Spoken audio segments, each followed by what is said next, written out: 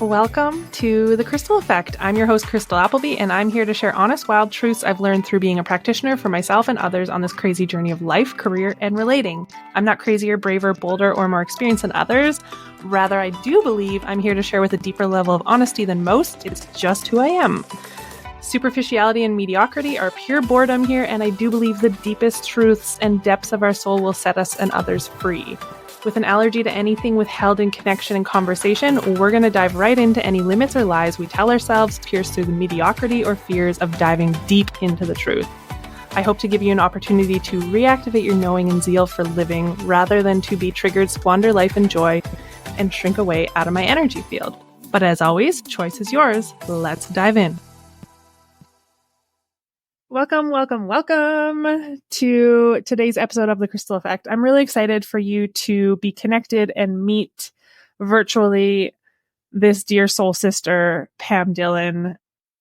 Run and get yourself a session. If you are at a point in your healing where you've laid the foundation, you've done the deep diving, you've sat on the kitchen floor bawling, you've experienced all of it, and there's still just these little pieces in your life where you're getting held up, stuck on, or like ruminating in these patterns and relationships, whatever it is, Pam has this beautiful gift that she brings as a practitioner where she has all of these beautiful tools, and this is the essence of a great practitioner when they have taken all of their life experience, all the things they've gathered from other people, from living, from courses, from whatever, and created this beautiful melting pot that is their own practice. And this is something that I just think is of such high integrity and service to the world. And that's why I instantly connected even before I booked a session with Pam. But she brings this beautiful, unique frequency that is her, that can't be duplicated. But she brings this fun and play and, cuts through the seriousness that our healing journey has been for all of our life when we're ready to just do things quickly, simply, and easily. And yes, there can still be emotions. She took me through a beautiful session where I was connected with my father on the other side and finally had that kind of closure, connection happen after being to a gajillion practitioners. But within that, yes, there was emotion, and yet it was the simplest, easiest session I've ever done because there was no overcomplicating. It was just experiencing, tuning into the body. And she just has this laser sharp focus where she sees exactly where you need to go to and what needs to be done. So with that, I could go on and on and on. Enjoy today's episode. Pam, thank you so much for coming on my podcast and just for being such a beautiful light in the world. I'm so excited to see what you create in this next chapter of your life as you've given up regulation around massage therapy and really just started to own and trust this process of knowing that you're good at what you're good at, knowing that you're here doing what you're meant to be doing. And it's so obvious in your craft. And I'm so excited for more and more of the world to get to tune into that. And for you to just have more and more opportunities to bring more and more of that forward. And selfishly, I hope our paths cross so many times within career and outside. Enjoy today's episode. Thanks for joining. Welcome to the Krystal Effect. I'm so excited. Today I have my friend Pam Dillon on. Pam and I actually haven't met in person yet, but we met in a niching group with some amazing humans close to both of us. And immediately I felt this connection of like, I don't know what this woman does, but I need to find out and I need to be in her world. So Pam does BodyTalk is like, I guess the BodyTalk and quantum healing would be like the short of it, but her sessions are just like some whirlwind experience, power hour that you just need to experience to know. Like there's no justification. There's no way to put it into words. I don't think. Maybe you'll do a better job of this for me later, but I'm so excited to dive into a conversation today. I'm sure we'll just touch on many things as 262s having conversation, but Pam shares a interesting vantage point that I think a lot of people have gone through or are considering going through of leaving, whether it's your 9 to 5, but in her situation, the regulated profession of massage therapy and going into practice as solely just like standing on your own in your modalities in what you've created that's uniquely you without having that like stability is how I feel it is like that comfort of knowing that people can bill their insurance for your services. And it seems so little, but I know in my experience and watching practitioners in my space go through this, it's such an interesting mindfuck when people, whether it's like in our head or not, that we know that there's the potential that they could be receiving your services for not having to pay out of pocket, to then knowing that there's not even that option. So we're going to dive into all the things. I'm just going to let Pam introduce herself and then we'll go from there. Hi, everyone. Hi, Krystal. Thanks for having me on your podcast. This is so exciting. I get so lit up. Like, I'm a projector by human design. So any invitation that lights me up, like, oh, yeah, yes, I'll be on your podcast. This is a hell yes for me. Me too. Patiently waiting for those invitations. And I'm like, oh yeah, this is a juicy one. It's going to be great. So I was super honored to have that invitation and so grateful to be here with you today. Yeah, I'm Pam. I've been a practitioner for a very long time, like about 20 years or just over. Most of my life, actually, over half my life. And I was 17 when I started my training in massage therapy. 17 and I'm 40 now. So that's 23 years, over half my life of just even in like the training of it, the mindset of it, the understanding of what a regulator profession should look like or be like and the security of that. So even at 17, like what is it? Your frontal lobe doesn't even fully develop till at 25. Whoa, really? Is that why we're such fucking idiots? Literally. So it's like that whole time, like, what is it? Then 8 years of like just my like little child brain being fully developed in the idea of being a registered massage therapist. And that was like so part of my identity because I was so young when I decided that was going to be my identity so deeply.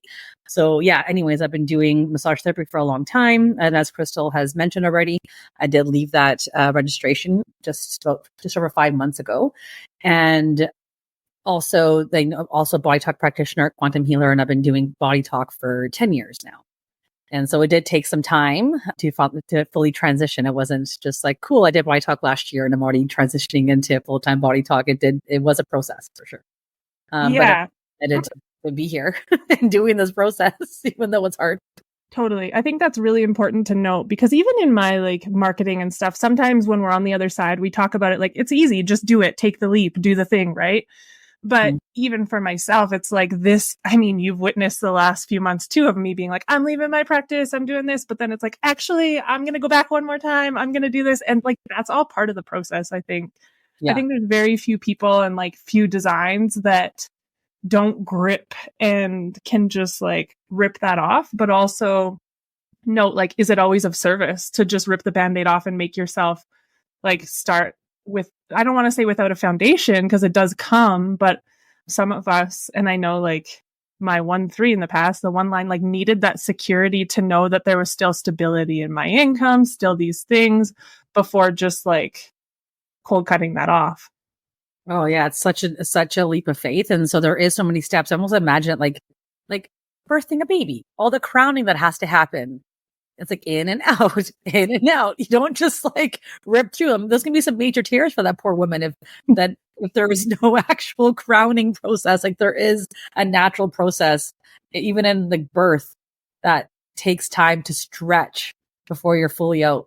That's so true. Because you think about like people who have cold inductions and like sometimes they go great, but you know, typically when it's like there hasn't been a process, I've seen it with women where like the difference between women who come in for like 8 weeks before giving birth and have acupuncture and then have the doula and these like, you know, tools, whether it's hypno or whatever they've done to work up and like allow the body to start to like soften. And then there's the people that you hear about their stories and they're like, that was horrible. That was traumatizing. That was whatever. It's usually like a cold induction or just like abrupt medical intervention. These things where it is that like, it's like you said, it's like, I love that analogy. It's so good. And even in the aspect of anything that you're going to birth into, there's a death of something, of course. So if you look at the death analogy too, if you think about sudden deaths with people, there's more trauma. There's spiritual, a little bit more attached to the world. You have to do a little more clearing for those people. Yeah. Whereas like a death that you were like ready for and it was slow and you're in it and you're like, yeah, cool, I'm ready to go. Way less drama.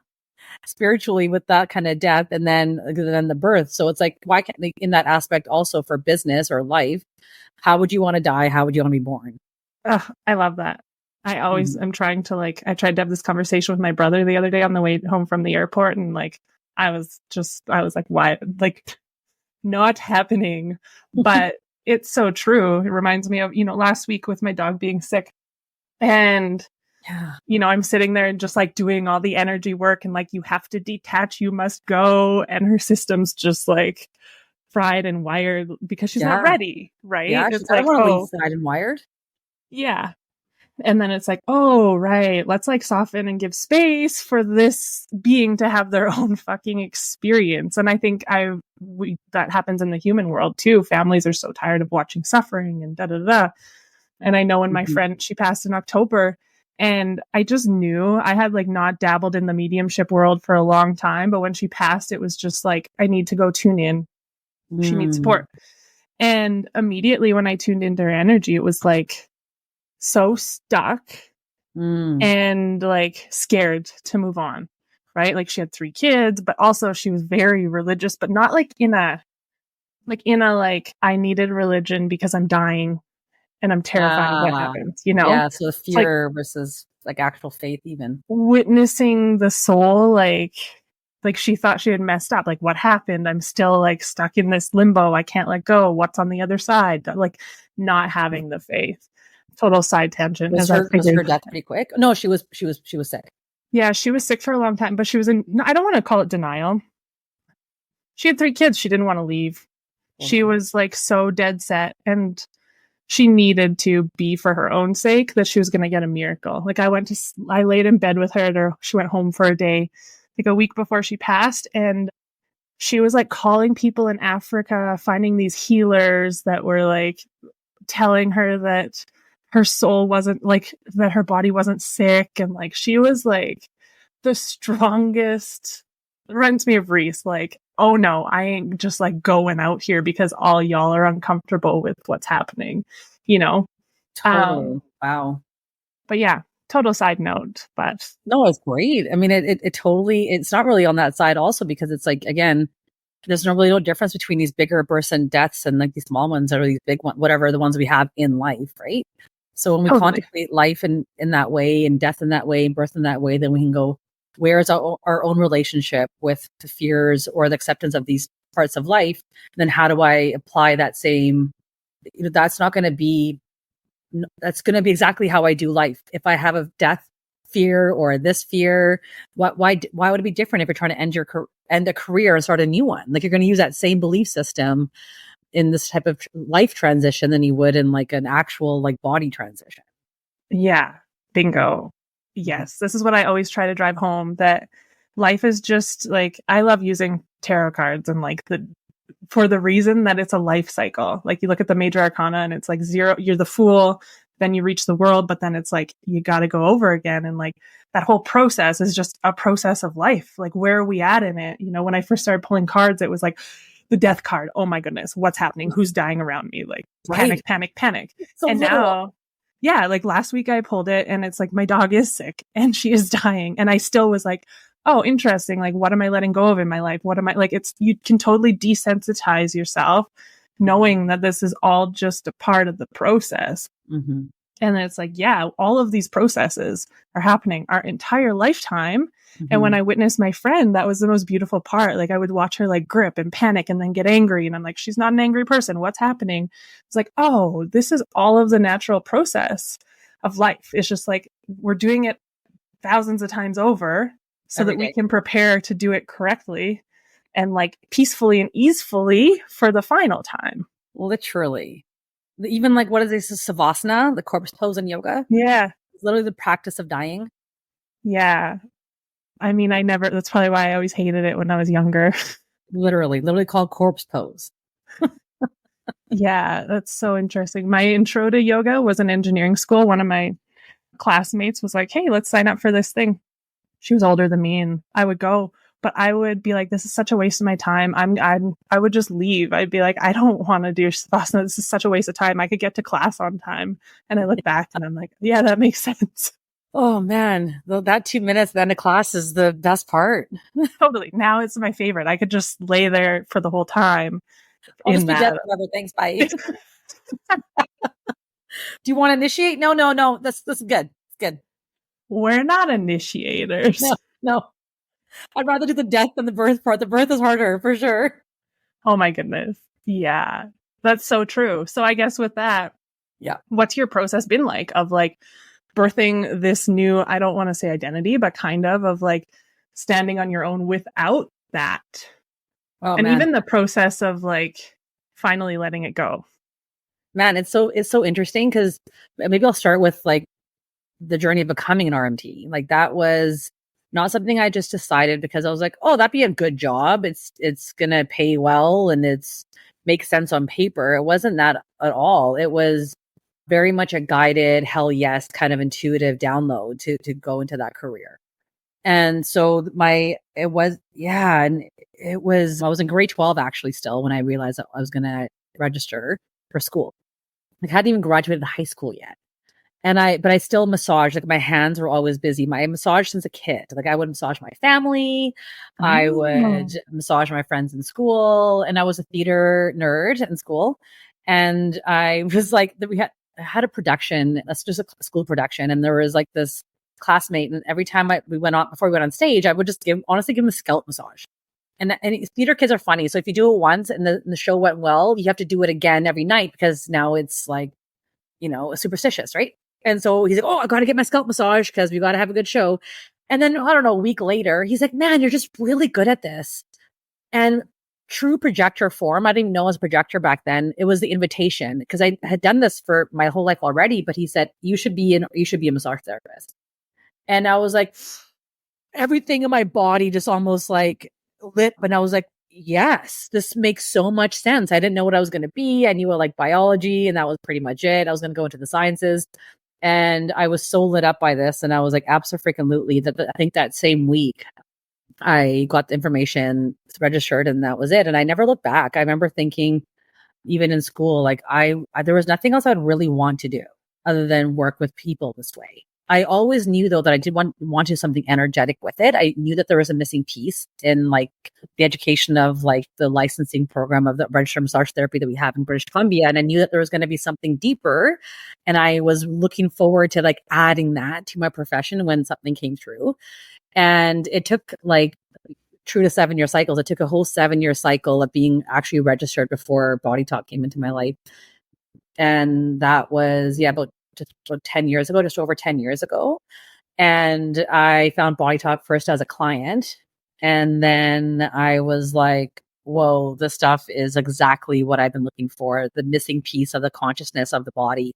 And I dove in so deep into all the modules and loved every minute of it. Completely changed my life, the way I live my own life also, and the way I see the world and see people and see relationships and see the physical body. So much of it was for me an avenue. I thought it was going to be like an emotional support for me for BodyTalk sessions, but it ended up being something that I found myself in it. Like I found my authenticity, I found my heart, I found my actual identity. But it was so vulnerable, such a vulnerable place, because to be a BodyTalk practitioner and like to really allow my heart to be open that way, I kind of was scared to offer it professionally for a long time. I felt that in hypno. Like I couldn't, like people would cry, I would cry. Like it was just so much on my being that I was like, this isn't what I'm supposed to do because it was so hard. It was so much hard. Yeah. And it's like when I would remember the first few years, I would only do it like just for friends or family or like do trays and kind of dabble in it kind of privately and personally, kind of behind closed doors, not really talk about it.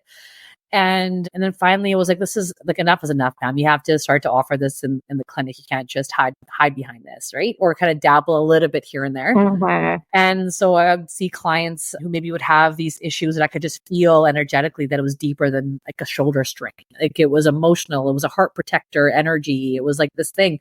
And I'm like, hey, I'm doing this new thing. It's called BodyTalk. And, how about, we book in for one of those? We'll give it a go.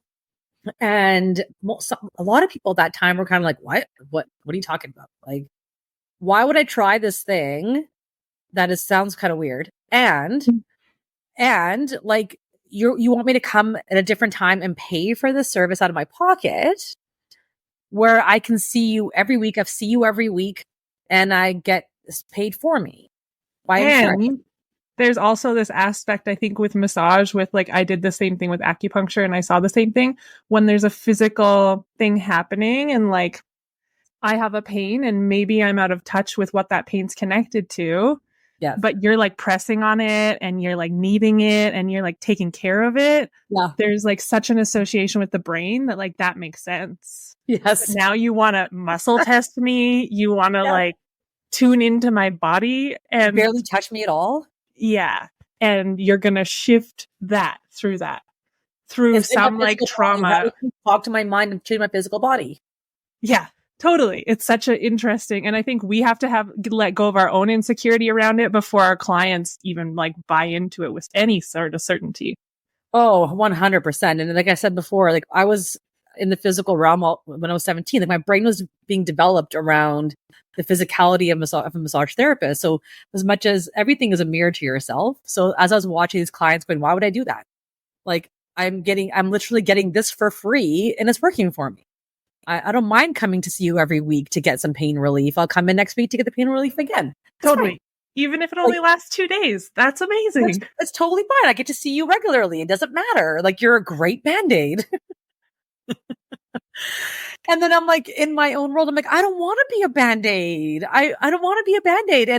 And when the person that's holding the wound and you're the Band-Aid, they don't really care because it's not like they're not thinking about your passion, your satisfaction as a practitioner, or like the fact that you're being a Band-Aid for 8 people every day and you really want to have like a deeper sense of change for somebody for your own desires of life. So like, I don't care. This is working for me. Totally. But I don't even think I knew it at the time when I was in that role, but you're holding yourself, somebody somewhere else in your world, you're Band-Aiding your own life as long as you're doing that. And it's like, oh, I'm still just like, yeah. It's like, oh, wait, my soul actually wanted fucking freedom and it found this physical avenue to be like, Krystal, let's do this, or let's do hypno, or, different work. But it is that piece of like, it gets really hard the more awake and aware we become to go into a session and just be the Band-Aid. Even if it's like comfortable and easy, like to go throw in needles for 5 minutes, not hard for me. Yeah. Very easy. Really wish I could, like, my brain is like, you make good money, you this, you that. What's your fucking deal? Yes. But the soul is just like, I'm playing so fucking small on my purpose. And as a result, everybody who's coming into my space, because they have the opportunity to also come where I'm going. Yes. And not to say that massage therapy or acupuncture are small modalities. No, not at all. Right. And there's like in that place of like, where depending on who you are as a practitioner, what your passions or your goals are, there's so much of that is so deeply satisfying. Like that is everything. And it lights you up in such a big way. But that wasn't my story anymore. And it was surprising too, because it was such a hell yes at 17. And so I was thinking, why would I always had this idea of really combining them both, but you can't really combine them both because there's so many rules with like in a registered profession where they don't let you combine them both. You have to be this like boxed in version. You're like, wait, but I'm learning all these things in my tool belt, but this regulated profession won't actually allow me to use all the tools. That was what was the biggest challenge for me. Totally. I'm curious because I've heard this many times from practitioners, from my naturopath friends, and I think theirs is even stricter. But I'm just always of the like mentality that I'm like, I don't fucking care. Like, who's going to come find me? I shouldn't be saying this on my podcast. Don't jump. Like, I'm like, I have this little guide that hangs out by me. And I always ask her, she's like this cheeky little bitch. And I'm like, can I get away with this? Yeah. Okay, let's go. Literally. But I'm curious. Yeah. I'm always curious with that, like, fear that we have around that, like, someone's going to come and like, take it from us. I have like a deep fear of getting in trouble. Yeah. Always. And it's like, and so as if in the past, I just ended my license 5 months ago, as if I didn't cross the boundaries in the past 10 years. Right. Of course I did. Yeah.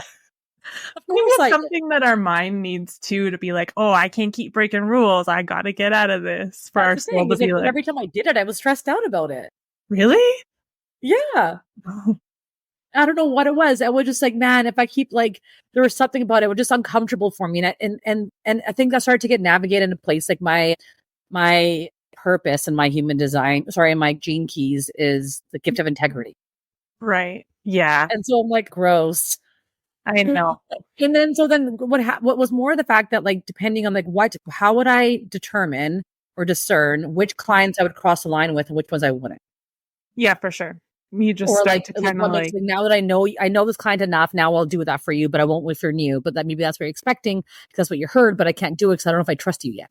that's true. You lose your clarity and like potency because now you're spending more time thinking about that than thinking Literally. about, you know, the craft that you're actually here to do. And that's probably one of the big reasons why I decided to when I heard that like it's time now to drop the license, because I started to get so confused on the blurriness of it all. Like who to be blurry with, who not to be blurry with, where to say no, where to say yes.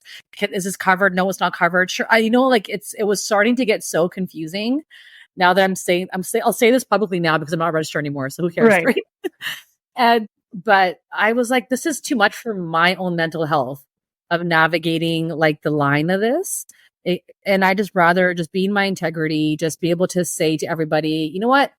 I'm just taking away the candy, basically. Y'all want to play funny. I don't know who to say yes to, who to say no to, who to give it to. So I'm just taking it away. I'm taking away the insurance. Nobody gets to play with it. Which is so funny anyways, because you know they're going to go like everybody, well, not everybody, but it's like they can utilize that and they pay for it anyways. Like it's not like they're not paying for their insurance. This is the thing. Well, totally. But it's funny because even in the past 5 months, my client base has totally changed. Yeah, but I'm curious, but I already know the answer that it's like for so much of the better. Right. But I'm having to get used to like now what I'm working on in the past 5 months is my own value, because I didn't realize how deeply ingrained my brain was on it's like not feeling guilty, I'll say, taking clients' money when I know it comes from insurance base. I'm like, oh, good, they're not paying for it. This is great. I don't like. Oh, I'm actually discovering how uncomfortable I am like actually taking money that's not coming literally from their bank accounts. That's so interesting. That's the conditioning. That's like the practitioner's conditioning of the box we're put in as registered therapists. And this was a big thing. When you leave a license, we don't have to realize how much program we have on how dependent we are as practitioners, and the safety of understanding that the insurance is paying for the service, and we're not putting our clients out, quote unquote. That's so interesting, because this is why I love the work I do, because it's all around this. I'm always like, it's not that I'm obsessed with money, but I'm obsessed with how money amplifies all of our shit. So when clients come to me and I watch my practitioners come into my space, and I never had a full-time receptionist because I was like, what, for like a 16-year-old who is not invested in my business, who might steal from me, who like, you know, just like questionable, all the things possibly. So that was always on the girls. I paid them a little extra. They had to take care of their payments. And I saw how much it brought up for them as new practitioners to have that exchange. And I was always like, oh no, like this is such a big initiation for you. You like, the sooner you deal with this, the sooner you can receive clients. And, you know, like it's such a magnet, because there's such a huge thing around money for most people. And I'm just like, listening to you, I'm like, that's so interesting, because I love money. So I'm like, I'm good at what I do. Of course you're going to pay me. Like this is the price. I've always like 20 years in this type of profession. I've always had reception. Really? Always. Because of this, because I was so deeply uncomfortable doing the exchange. That you would rather pay a substantial amount of money to someone else. Well, I was always a subcontractor in a clinic. If you're working somewhere else, I get it. So, but I would choose clinics with that. I would be like, no, I like that buffer. And so, I still have reception today. So I'm getting there. So this is my part of my practice now. And the birthing of this new part of my career is actually what I'm working on now, is honestly being comfortable with my value. Yeah. That's what I love about being a practitioner. It will teach you everything you need in life, really. Like it will teach you all these places. And that's why I love working with practitioners. It's just such a beautiful way to learn all the pieces of the puzzle in our life, where we're playing small, where different things are happening. because people don't realize we get into a profession because something pulls us, hopefully. Like you said, it's like I was pulled towards this. I knew I needed to do it. It was a big yes. And we're like, oh, I get to do this craft. But it's like, then you get into practice and you're like, oh, my self-worth. Like I have to really own if somebody doesn't come back to me or all these different things happen, that it's not about me. And even if it is, it's like, that's okay too. So there's so much self-worth built through becoming a practitioner. And like you, my first job, I had reception. I loved that because I would have given people deals. I would have given people shit for free. If I wouldn't have had that, it's like, oh my goodness, don't get me as far away from the money piece as possible. But when I went on my own, it was like, I just wouldn't, then I would like grew a little and was like, I wouldn't tell them how much it was. I'd just pass them the machine or like, do you want me to throw that on the card on 5? And I watch all of this happen with my practitioners now. And I just think it's like, it's such a funny process that we have to grow through. But that's why it's like, man, to become a really great practitioner, you have to step into and through all of it. And it's like such an initiation for your life. And I believe that that is why we get called into the healing field. So Pam and I had a snag in technology and it cut out a piece of our podcast right here. So we're just going to interlude from here into the next segment where we start talking about, you know, this is the initiation. This is why we become, you can call it healers, practitioners, whatever you want to call it. There's something deep in us, I believe, that is calling us to do the deeper work than most people are willing to do so that others out there, this network that we're tying into, can have access to the tools required to awaken. And that doesn't mean awaken in some fluffy way or it has to be in the energetics or whatever, but you know those people that you walk into a room with and they shift something in you. They activate. I see it as that catalyst. You come into contact and they just drop the catalyst and sometimes walk away, sometimes stick around for a chapter, sometimes stick around for a lifetime. But the point is that we get access to the catalyst. So ignore this awkward little trip in the matrix where we segment back into the next piece. Yeah. So we were talking about the healers seek it because they need healing, which is like, oh my God, yes. But then I'm also curious, like, what about all those people that we're like treating and out there in the world? I guess they just need us to be healed. Yeah. It's like, you're welcome. You are welcome. I did this all for you. And for me, I don't even know anymore. It's just a full freaking loop. I'm like, did I just create everything in my entire career? Every patient I've ever had, it's all literally for me the entire time. Yes. Yeah. Right. And then the 6-2, isn't it? Is it the 6-2 that it's like, we're just we're doing it all to like gather for other people's, to give them the wisdom? Literally. Yeah. Just sit on the roof, gather the wisdom and let you know, and then be the role model. And it's all for you. You're welcome. I feel like I'm pretty good at Krystal and I are like literally just so dedicated to humanity. That's why we should have no problem accepting their money anymore. That is, you know what? Thank you.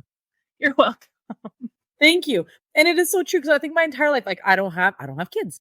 I don't have a partner. And I'm like, my entire life literally is, I think, like based around my job and my career and actually my work and that place of helping people. I'm like, yeah, if I'm dedicating my entire existence to this, I better get paid for it. Isn't it wild? Like I do think about that often, about like, even if somebody comes into mentorship with me, the accessibility that they're getting is so different than, I'm not saying that there's not coaches out there, mentors that do a great job with children and all the things. I've hired them. They're great. But I like give my people so much because of my like spaciousness in my life. Yeah. I'm like, oh my God, this is what lights me up. Of course I'm going to like not over deliver, but over deliver and like give you everything I've got for you to succeed. Yeah. Like, why not? I'm not worried about, taking care of little tiny mouths to feed them. Yeah. We'll do the other, right. The energy somewhere else of a different type of mothering, It's true. It is. It's like, yeah, I always ask my friend, I'm like, you're such a good mom. I'm surprised you don't want kids. And she's like, yeah, because I'm so exhausted from mothering. And I'm like, yeah, I get that now. Yes, totally. Yeah. Totally. Yeah. It's been a journey for sure. And it's like, it's been like, even the transition. It's not that it's like I think people might have this conception of like, oh, cool, when you've done this work and you've had this other backup job for 10 years, that transition must be really easy. And this is really graceful things. We don't really go through like any kind of like stress or fear or whatever. And it's such the opposite. There's such moments of like gratitude that I've done this. Like it's so aligned. I know that this is my right timing. And at the same simultaneously, so much fear of like deeply leaving a life that was secure, but because it was predictable. Yeah. It's that piece. I always say, so like if you have a practitioner that does massage and cranio or whatever that combination is, and then you have a practitioner that just goes and does like cranio, Reiki, BodyTalk, whatever it is, it may be harder to like build in the beginning, which is actually just a belief that we create because we whatever. But there's not all that neural pathway training. Like for me, it's just so ingrained in me. It's like that you said, it's like it's comfortable, it's predictable. I've built a clientele. These clients aren't going to come with me into this modality. They know me as this person. I took sports medicine. I did this. How do there's like so many storylines. Whereas if we go take a practice just like solo, I think that's just it. Right. And then it's like, but then that will always have its own piece around it. But I think that's part of the education system too. It's like so ingrained if you go take something that's regulated or this or that, then it'll be easier to create success. It'll be like, it's more recognized, it's more reputable, it's blah, blah, blah, blah, blah. Well, I know a lot of like interesting acupuncturists that I wouldn't call reputable or good at what they do, Literally.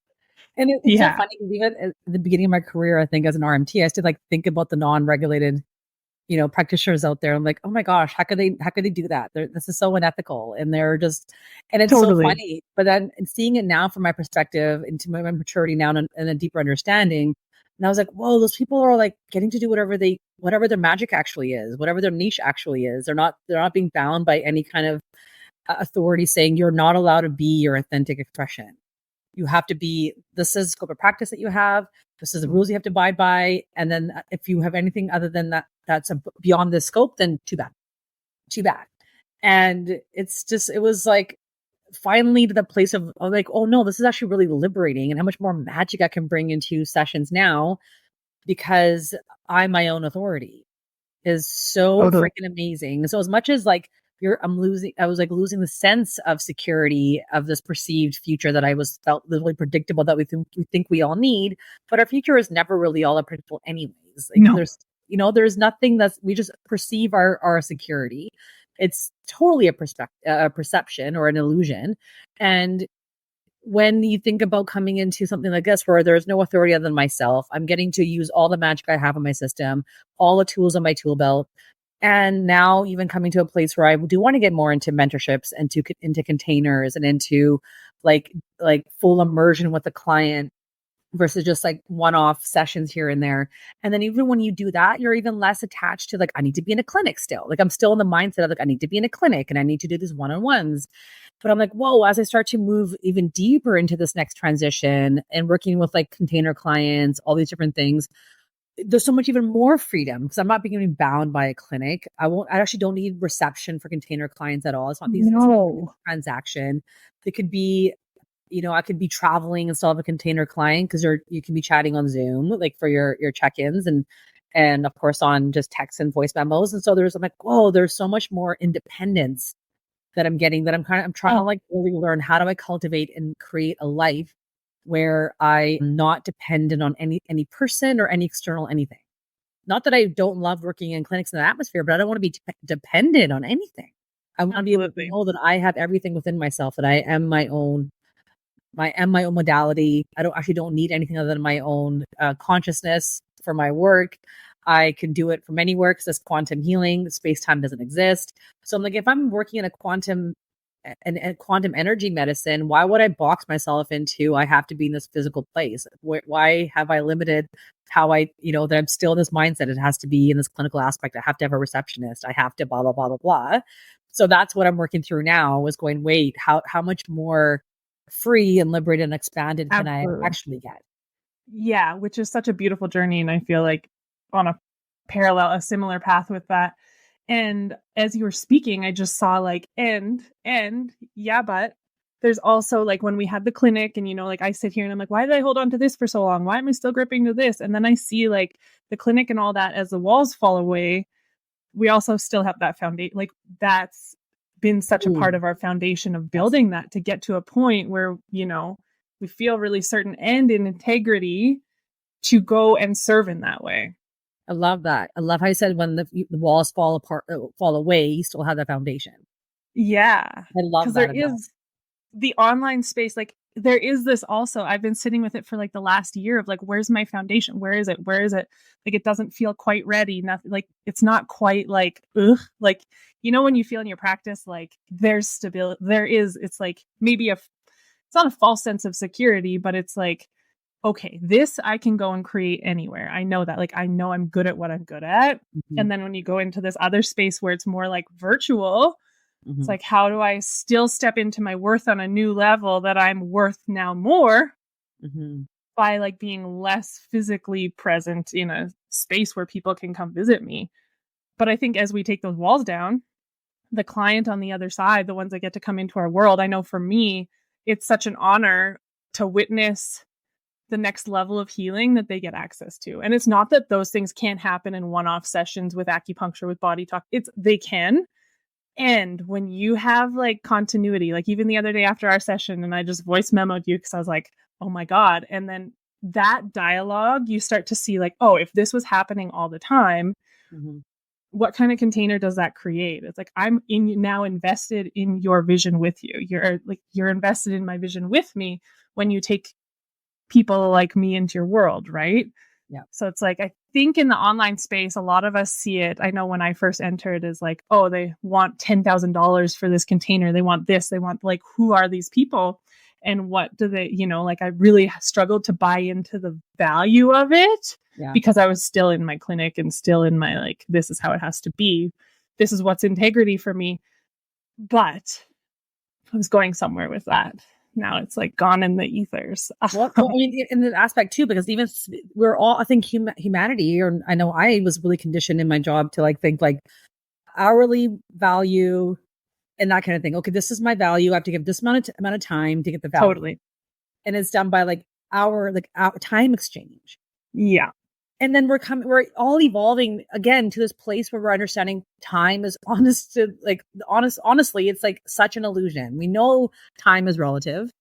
We know this. We know that it doesn't exist in like the places beyond the 3D realm. And if we're working beyond the 3D realm, why the heck would I be just going, okay, this is my time and it equals this much value? When I just finished a 5-month container with someone, and what we were able to do in 5 months was like 1,000 times more than I did with her in the 2 years of weekly one-on-one sessions without being in a container of like daily check-ins. It's totally. Like, so where is the value here? Like she got so much more value in 5 months than she did in 2 years. Yeah. And so of course, like where do we actually as like in society start to sink into our root chakra a little bit more and go, wait, what have we been conditioned to think this way? Because if you think about like society, and if they want us to think just hourly wage, this is what you're worth, then that's a really controlled society, I think. Like, yeah, you know what I mean? Where everybody's like, this is my hourly wage, this is what I get. I got to put 8 hours in. This is my 9 to 5.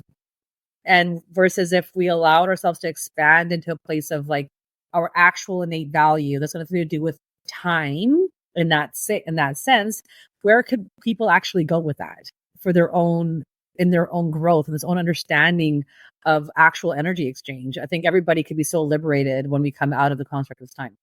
Yeah. And it doesn't just go for the people receiving money that isn't attached to time. It goes for both ends, because it's like there's something that happens when we free ourselves from that piece of like how I show up when I know I'm getting paid per hour.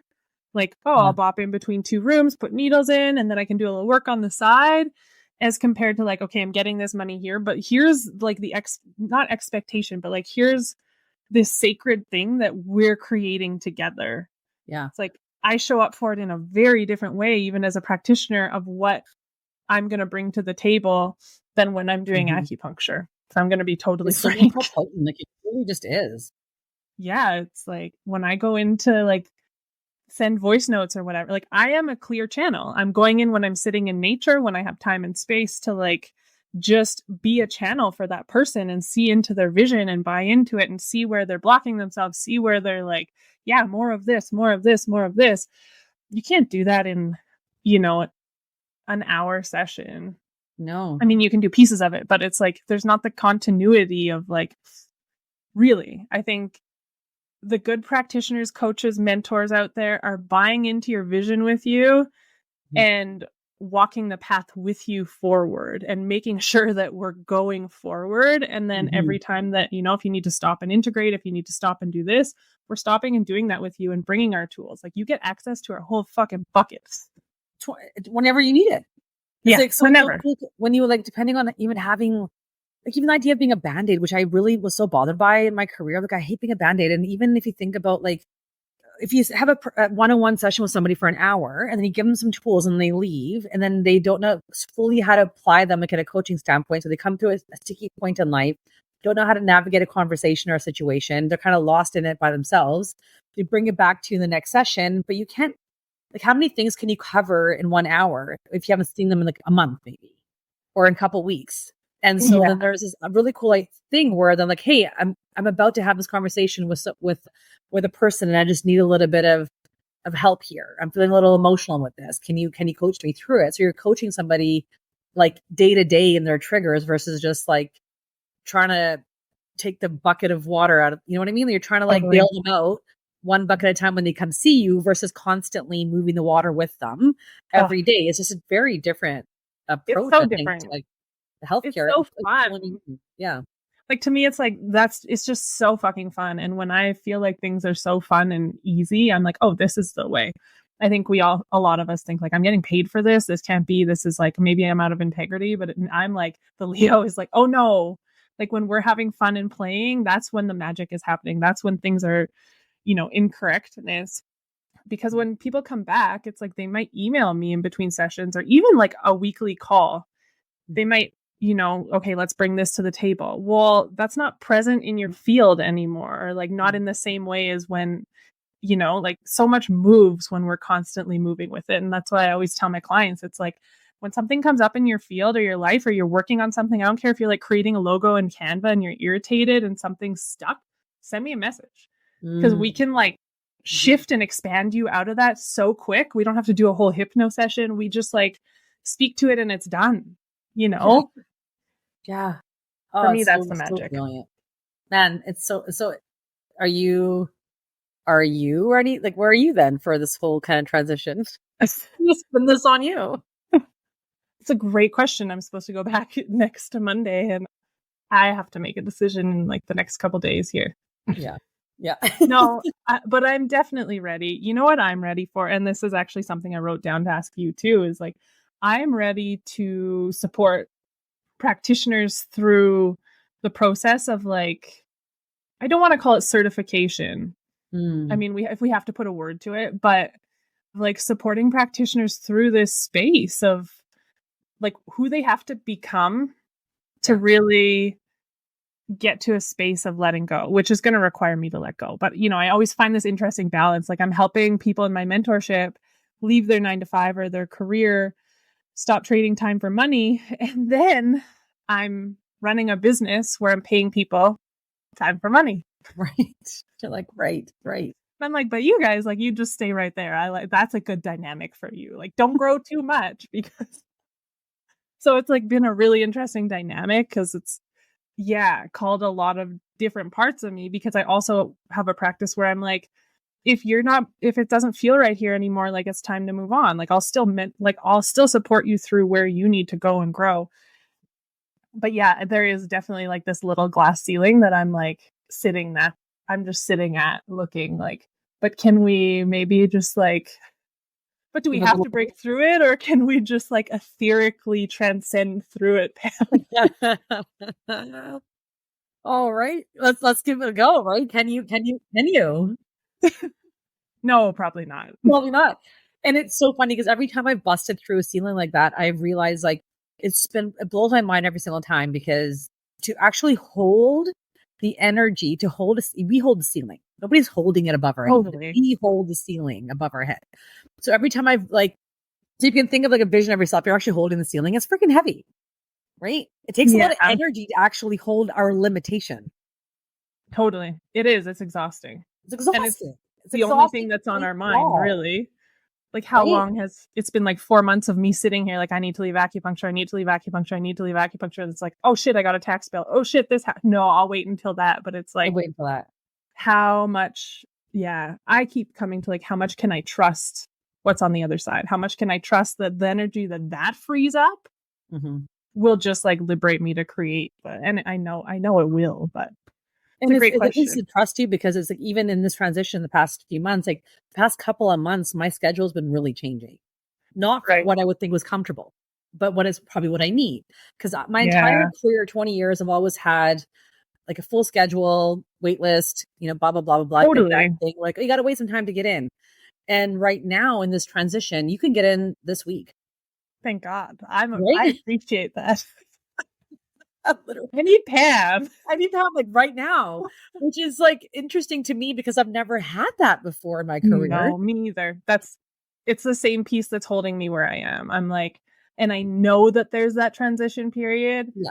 And I'm just my humans clinging to like, but I know I can still feel this. It's so funny. But if I even think about my actual belief is understanding that people need you when they need you. Like if it's in the field right now, that I'm like, okay, so I love the fact that I can service my clients when they're actually moving through something that they want me to observe and help them with, not 4 weeks later. So I actually really like that, but my security is challenged. But what a mind fuck. Yeah. Yes. It's such a mind fuck. And so there's like nervousness of like my own security, my own finances, my own goals for my future and all the things that are like challenged. I'm having to be sitting right now in a comfortable way. Also very thrilled that I've got some time. Also very thrilled that I have time to create things like more energy into my new offerings because I'm not like working like crazy. And so I know that I'm not meant to be in the clinic as much as I have been. Totally. So of course the universe is going to provide me a little more space so I can start creating the energy to put into something new. I know, but but you still have to know that it's still going to be fearful. You're still going to be uncomfortable. It's still going to suck. But it's like, there's like oh, sorry. I was gonna say, like, no, I think that my goal, I said to my friend probably 4 years ago, I said to her, I remember my old office before where I'm currently at. Even then, I said to her, I am not going to renew my license next year. I did for another 4 years. I told all my staff I was leaving in like February, literally. And then so I was like, what the heck is happening? Like I keep saying this. I'm like, this year, because I knew it was going to come. I could have the farsightedness to understand it was going to happen. But I understood that it wasn't time yet. Like it truly actually wasn't, because when it was time, I got that download energy again. It wasn't my mind that said I need to do this. I got the same thing when I got the RMT download, this big, huge energy that came through me. It was last August that I got this. I was just literally in treatment. And out of nowhere, I just got this massive download and I heard from something etheric, you're not renewing this year. Oof. And that's what actually made me pull the plug. It wasn't because I finally got convinced. I finally had enough willpower. I finally landed on a thought that, was strong enough. It wasn't any of that. I was deeply terrified. I was like, really? This year? And the voice is like, yes, this year you're not renewing. And so leading up to the end of the year, I was terrified and I was like, really? Can we negotiate this? No. Oh. I can relate to this so deeply. I've done this in my like leaving a job and now. And so it wasn't actually a place where I was in my own mind that I said, this is the year, this makes sense. It was downloaded. My spirit guides told me like, this is it. This is the time for you. And I have such a trust with that. It's never let me down, that like that booming etheric voice, that I don't actually create a lot of action until that happens. I might know it's going to happen eventually, but until that resounding, like now, like here's like, it's right now. When that happens, then it's like, okay, I will suffer whatever you say. Yes. Like I'm in full surrender to that voice. Like come, hell and high water, I will say yes to that voice. It's like such a deep devotion for me. And so even if I'm going to be in a bit of a struggle, so even now that I'm in a bit of a fear part of my career, I'm ultimately, even though it's scary, okay with it because I know that I trust that voice, that it has my best interest at heart. Totally. If I listen to my brain last year, not this booming voice, I might be a little bit more scared right now. That's a good point. Yeah. Yeah. Thank you for speaking to that. I feel like I needed to hear that to have the reminder. I was on a plane back from San Diego in February, I think. I don't know. Anyways, and I got like this crushing migraine and immediately super sick as I got on the plane to come back to Canada. And I was like in severe pain. I just went in the bathroom and started bawling, and I don't go to the bathroom in the airplane. Ew. And then on a full plane, I had an exit row, but I had the whole row to myself. It was the only empty plane seats in the plane. So I was like, clearly it's here for me. I just laid down and cried the whole flight back to Canada. I was in so much pain and I was like, what's happened? Like, what? And it's just like, as soon as I said, I was like, if I give up acupuncture, like, is that it? Is that what you're asking me for right now? And by the time I landed, like I was sneezing. People around me were like disgusted by me. The one lady kept staring at me and I'm like, you're eating your sour candies and you're worried about getting sick from me. Like, go fuck yourself. Literally. But I was just like in this whole death process, just like it was horrendous. And as soon as I surrendered and I just like, there was so much mental pressure and just like pressure in the body, it was gone. Like fever, chills, throwing up, all the things, migraine. I landed in Calgary, no pain. After I just like let it go, I was like, I'll give it up.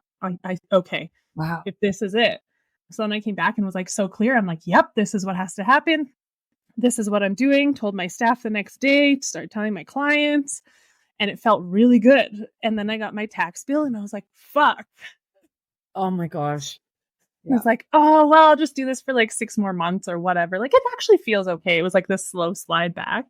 But now it's just like Reese is sitting here staring at me. Or was it an actual, was that guided to say, okay, yeah, you can take 6 months? Or do you think it was a test to say, hey, do you really try? Oh, yeah, no, it's like there's no 6 months. Yeah. Every time I went back once, got evacuated, went back the next time. My dog got sick and had to leave after a day. Like there's not even like a financial exchange anymore for going up there. Like the universe is like, oh, no. You idiot. Like just stop. Yeah, so it is happening, but my fixed energy is definitely gripping to it. Yeah. Yeah. Oh man. Yeah. So I'm curious. It's just like I randomly wrote this down on like with all of these tools that you've cultivated, that you're doing, that you're bringing out in the world, using in your sessions. Is there any part of you that like I know for myself, this is where I'm at of like, what do I actually want to do? What's the bigger picture? Like, I want other people to have access to this, like what I've created, but like, it's not what I've created. It's just like what's come through me and where I can just like laser focus and help people shift super quickly in their practice. Have you ever like considered teaching, facilitating, like creating practitioners that do what you do? Yeah, I have deeply. Cool. I actually even already call it like my kind of branding is wild and wise. I actually have one statement that says wild and wise wisdom. I'm waiting, and it says coming soon. It says coming soon for a while. But I really truly like so my line 6 for even or gene key, and the first sphere is like a teacher's line. Like my life's purpose is actually in the line of a teacher. Oh, is that no? Because you have this gene keys. So I'm a 6'2". So you as well. You're line 6. So then, if it's a 6'2", then we both have for our life's work. We both have the line of a teacher. So what's your life's work key? 18. So 18, the one I made you contemplate. The one you made me go sit in for 2 days. Yeah. So it comes out of shadow judgment into what is it now? Perfection is the city. Integrity. Integrity. Integrity. That was not my life. Yeah. My life story. That's right. Oh, that's perfect. I love that. And so I've really deeply thought about that. I was considering working at the massage school for a long time. They vetted me quite a few times and I kept saying no. But I would love to mentor this. I would love to do workshops and to do teachings and to do, actual some sort of training module in this, because like you said before, I want to even say that because we have the foundation of our registered schooling and like that profession, there's so much. I'm not leaving it because I undervalue it. I value it so much. and it gave me the Absolutely. foundation I needed. And I'm just ready to grow to something different now. But I see so many practitioners that are doing the healing arts that don't have that foundation. And I see that there is like a place of deep learning that could be provided. Like there is so much about like communication or clinical work or how to intake someone or even ethical things or whatever it is that people are not Raping people. Just trained like, in. it's like So the many things. simplest. It's so interesting to me to observe. But then, yeah, it's like, I bring in a Reiki practitioner or whoever, and you witness and you're like, yeah, but why would you know all of this in a 2-day training, There's no training in it. So if I've had this idea and I've been talking about it for probably 2 or 3 years where I'm like, I want to bring in that type of foundation for these like really talented energetic practitioners so that they have that foundation also. And then they can nurture their whatever their modality is in a deeper, more professional kind of a way. Beautiful. But Yeah, still I not love be in that. a box, Totally. Yeah. Yeah. Where it's like the best of all worlds because they don't need to learn our foundations. They don't need, like, there's nothing, they can just learn it and own it. And that's what people are always like, how do you know what you know? Or like, what makes you different? I can tell there's just something different about you. And it's like, it's bringing all of that together. But I agree. It's like without my training in acupuncture, and it's not that it taught me all of the ethics. Like my school was sometimes questionable, but it taught me either way. It taught me. It's like it either taught me how not to do things or how to do things. It's just like another layer of experience in there. Well, that makes me super excited because even as I've been like creating my own thing, I'm like, I want guest people who can come. Oh, I want Pam. I want Pam at my retreats. I want Pam in my teachings. I want her in my school community. Like, I mean, I think that's I think if I think about my most ideal future, it'd be exactly that. I want to do my own thing, but I also want to be in like collaborations with people. I want to pop in here and there and just like do these little collaborations and small group kind of. I don't know. I just love that. I love trying to like popcorn myself everywhere. I think that is so fun. I think it's really like there's a lot of potency in that. As I've like shifted finally into my 6-2 phase 2 of just like knowing that we're good at just like going in and like adding these, like it seems simple to us, but just being like boom, boom, boom, boom. Okay, I got to go back to the mountain now, but you just sit with that and come back to me when there's more to navigate. Or you meet a new layer, like, you will go and experience that in your sessions and then come back. Yeah, it's so fun. It's so fun. It's so fun. It's just fun to be able to have the time and space to play now with these things. Like if I'm not stuck in that box anymore, now I can be like, oh yeah, I'm going to do containers. Oh, I'm going to do this retreat. Oh, I'm going to go collaborate with this person. I am going to go speak at this event. Oh, I am going to start my own podcast, which I did. Yes. So like, it's so fun where you get all this like time of creativity. So when you bust through the glass ceiling that no longer serves you, there is more energy to all of a sudden to serve so many more projects that I didn't have, like I literally did not have the energy for before. Yeah. It's like, and I'm at that. I mean, I do have space in my life right now, but you don't know how much, like I had a client before they came into private mentorship with me, be like, I'm not excited. Like I come home and I'm so drained. I can't work on this project this business that I want to bring to life. And I was like, well, then it's just not the right business because you'll fucking find the energy. But also, yes, like with kids and all these things, you do need to make space in your life. I don't care if it's like 30 minutes. Like, how are we activating that actual spark in you? Not like I should be doing this makes sense. It's like we need to be able to, if we can't activate creativity in our life, like your business is going to be boring as fuck. Let's just get real. let's just throw you it out there. You want to be boring as fuck, or you want to have like exciting, thrilling, on the edge of your seat type of life? Yeah. For you and your clients. Yes. Don't be boring as fuck. Don't be boring as fuck. No, and don't try to do it how other people do the podcast. Yes. All right. Anything else you want to throw out there before we wrap this up? I just want to say to people like the follow your heart, like honestly, that it truly is like, even if it's not, I'm not saying big leaps, like even if it's like tiny little toe step forward, like, toe steps kind of that inch your way towards like that North Star that you have, that carrot that's kind of dangling in front of you. Like just do that as little as slow as you need to, or as fast as you need to. It all depends on your nervous system. But as long as you're taking like movement towards that, you're doing okay. And the more you step forward into that path, your nervous system will get used to it. You'll take bigger leaps and bounds towards that. Just be mindful, like on your own nervous system. Yes, it's with me, like 10 years of BodyTalk to get to that place of actually quitting my license, or, not letting my license expire. That doesn't mean that's going to take 10 years for you. Maybe your nervous system is a bit more refined than mine, and it'll like totally. be faster. We're in a different time as well. So again, we're talking about like coming out of this constructive time, not thinking about it took her, she was this age when she started, she took her this much time to do it. We're actually kind of evolving out of that. Just noticing your pace is governed by your own nervous system. So if like to really honor that, and if you need help with your nervous system, and get help with your nervous system. Totally. And that's where I would say, like, find your people, find the right people that are doing the nervous system work. People like Pam, like I don't know if I would have come to you even a year ago if I would have gotten the same things that I've gotten out of it, because I have done a year of work of like unraveling my nervous system, sitting with everything that was like sitting underneath there, things that I didn't know had happened, things, and just like letting it all rise so that my nervous system could hold more. So then it's like you come into a session with you and you take people in like 10 different places in an hour, and you're like, hey, that was the big thing. Now I just feel something here and then here and then here.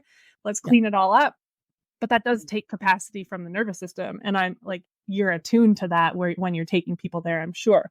But find those people. So find Pam or find the practitioners that are going to have that awareness and have done that for themselves, because there's people out there bypassing that or thinking they can bypass it. Or like the first time I hired my like business coach, I didn't have the nervous system. I didn't have the bandwidth to go where she saw that I could go. Therefore, I didn't go. Like I had moments, I got there and then I backed out because I couldn't hold it. So don't buy into the people that are selling you something. Like if it doesn't, that's where it's like, go back into the body, and it has to feel correct for you, because you can't bypass that nervous system piece. And like, just you can't, that's it. Like integration, embodiment can't happen unless your nervous system is open enough for that to happen. There's no point in doing all the work and then not letting it be embodied. Yeah. Mic drop. Just, that's it. That's it. Thanks so much for joining us. I'm going to drop all of Pam's information below in the podcast episode so you can check her out. I highly recommend booking a session with her and just getting to witness her energy. And thanks so much for being here. Oh, my honor. Seriously, Krystal, thank you so much. I just like love spending time with you and talking with you. And I can't wait until like we're actually in like physical. We meet in the 3D. Give you a big hug. I know. We're just doing our etheric work first, right? Yeah, totally. All right. Thanks again, and we'll talk soon. Thanks for joining us today. That is it. Be courageous, be bold, let anyone down but yourself along the way as you confidently activate or trigger the correct players in your pinball game.